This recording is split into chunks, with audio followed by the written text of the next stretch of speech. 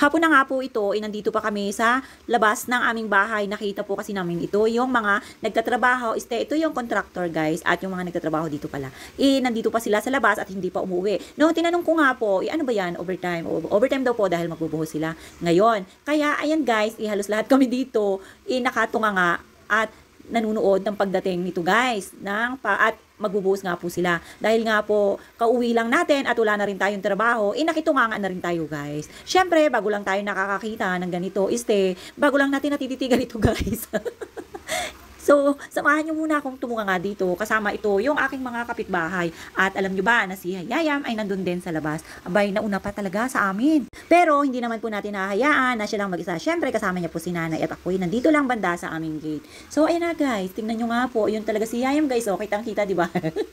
So, nandun na siya. At bumili na nga rin po pala ako kanina, tanghali, ng elbow para dito ilalagay namin dito sa tubo guys. Yung iligan namin ng tubig. Para pagka nagawa na dyan, swak na swak talaga dyan yung aming tubig na nanggagaling doon sa aming lababo at sa CR. Kaya ayun guys, ginawan ko na or binilhan ko na siya ng elbow para maganda yung hulog ng tubig at hindi kalat dyan. Diretso talaga yan dyan sa kanal na yan.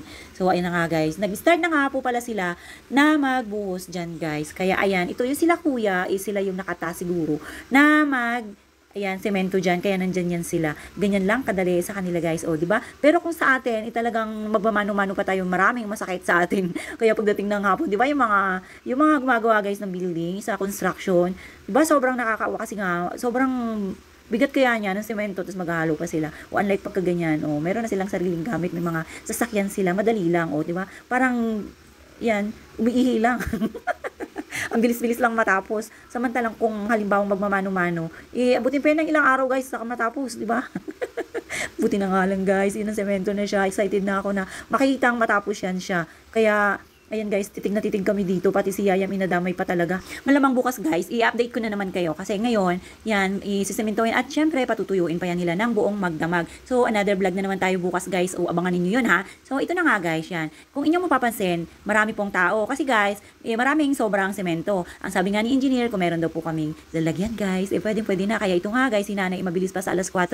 Ayan, pati kusina namin, ipinasemento niya na. Sasali pa nga ako dyan guys, kaya lang inisip ko, alam nyo na, injured tayo, mayroong bata rin na nagpapabuhat sa atin, so dito lang tayo kaya yan, buhat-buhat lang tayo. At yan guys, nag-hire na nga si nanay ng magsisemento dito sa aming dirty kitchen, at malamang pagkatapos nga po magawa ito yung kalsada dito sa harap namin, meron na rin kaming basketball court.